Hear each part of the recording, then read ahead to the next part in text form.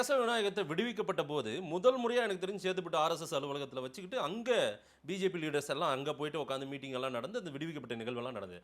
அதனால தான் இந்த முறை ஆர்எஸ்எஸ் அலுவலகத்துல உட்காந்து பிஜேபியுடைய அந்த ஒட்டுமொத்த கமிட்டியும் பேச வேண்டிய தேவை எழுந்திருக்குன்னா ஏதோ ஒரு பிளான் இருக்கோ 26ல அதுதான் நான் கேட்கிறேன். நிச்சயம். அதாவது நம்ம சொன்ன மாதிரி ஆர்எஸ்எஸ் அப்படிங்கிறது வந்து அரசியலுக்கு அப்பாற்பட்ட இயக்கம். ஆனா அரசியல்ல இருந்து ஒருத்தர் உதவி கேட்கும் பொழுது அது அந்த இது தேசத்திற்கு நல்லனா இருந்தா ஆதரவு தெரிவிக்கக்கூடிய இயக்கம். அதுதான் நம்ம சொன்னோம். காங்கிரஸையுமே கூட அவர்கள் ஆதரிச்சு காங்கிரஸையுமே கூட ஆட்சி கொண்டு வந்திருக்காங்க அப்படிங்கிறத பார்த்தோம். அதே மாதிரி பாஜகங்கிறது ஆர்எஸ்எஸோட ஒரு அரசியல் பிரிவு, அவ்வளவுதான். ஆர்எஸ்எஸ் வந்து கூர்ந்து கவனிக்கும். தேவைப்படும் பொழுது பாஜக உதவி கேட்கும் பொழுது ஆர்எஸ்எஸ் உதவி செய்யும். மற்றபடி 24 மணி நேரமும் அரசியலில் ஈடுபடுறது கிடையாது. அது வந்து தேச வளர்ச்சியை நோக்கி, தேச புனர்நிர்மாணத்தை நோக்கி போய்கிட்டு இருக்காங்க. இந்த முறை வந்து பாஜக வந்து உதவி கேட்கறாங்க ஆர்எஸ்எஸ் கிட்ட. ஆர்எஸ்எஸ் வந்து வழிகாட்ட வந்திருக்கிறாங்க. அது வந்து ஒரு தாய் கழகம், தாய் இயக்கம். அவர்கள் வந்து வழிகாட்டுதலின்படி எந்த ஒரு விருப்பும் வெறுப்பும் இல்லாம, எந்த ஒரு லாப நோக்கமும் பார்க்காம அவர்கள் செயல்படுறாங்க.